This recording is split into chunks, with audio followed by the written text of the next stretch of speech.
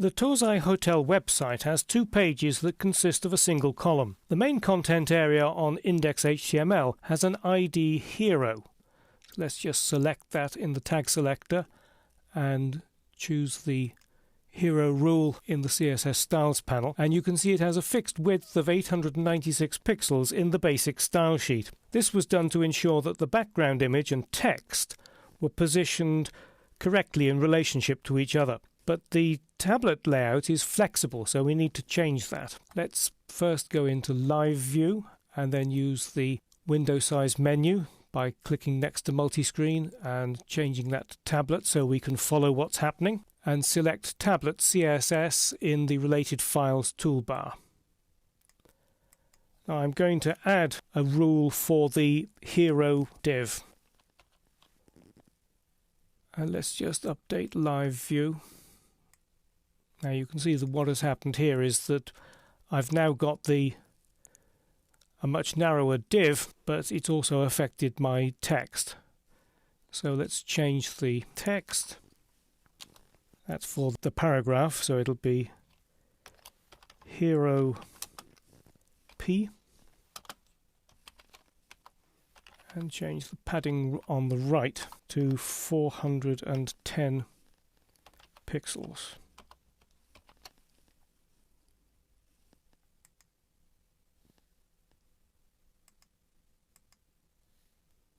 That's looking a bit better, but we now need to deal with the heading, which is an H2 heading inside the hero div, so hero H2, and we need to remove the padding on the right, so padding right 0.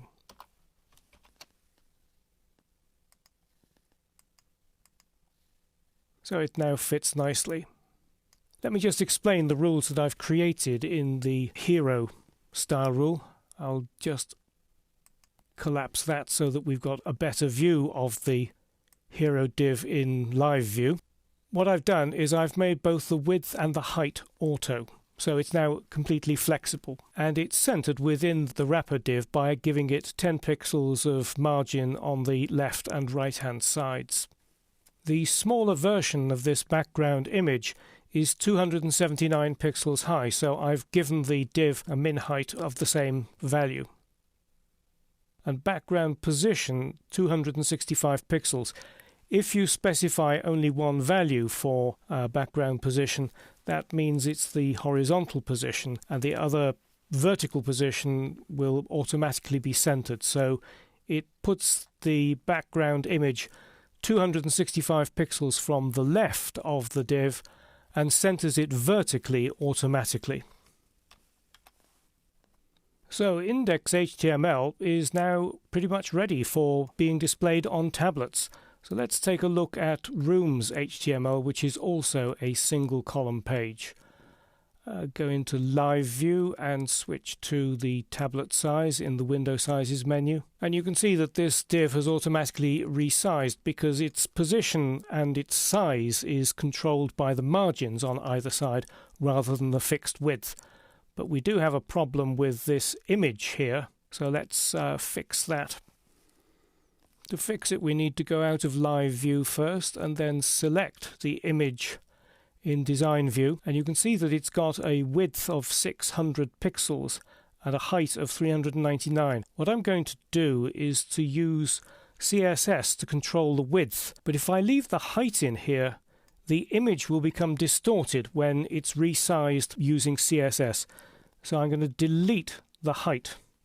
So it's just got a fixed width of 600 pixels.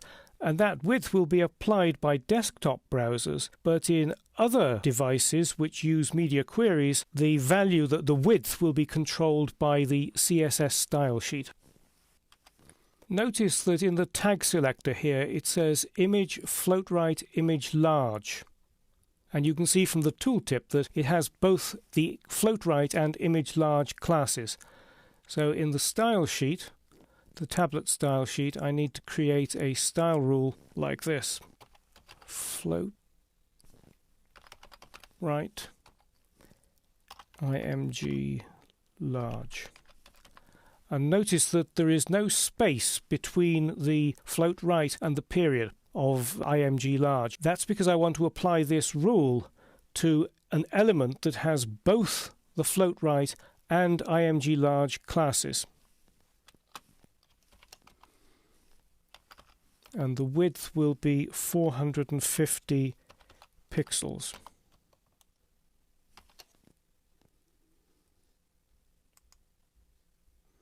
And you can see that immediately in design view the image has been resized, and because it doesn't have the height in the underlying HTML markup, it has retained its aspect ratio. The single column div has a class called content wide. I just want to make a few changes to its margins and padding to make a little bit more room on a tablet device. Let's just fix that. Content wide.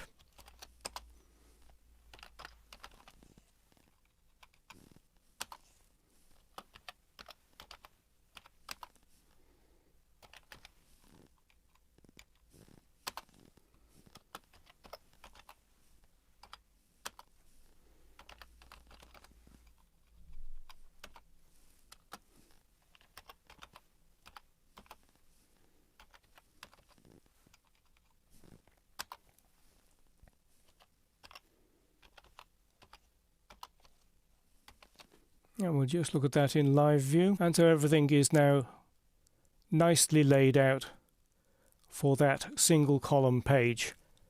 So the tablet layout for the Tozai Hotel website is beginning to make good progress.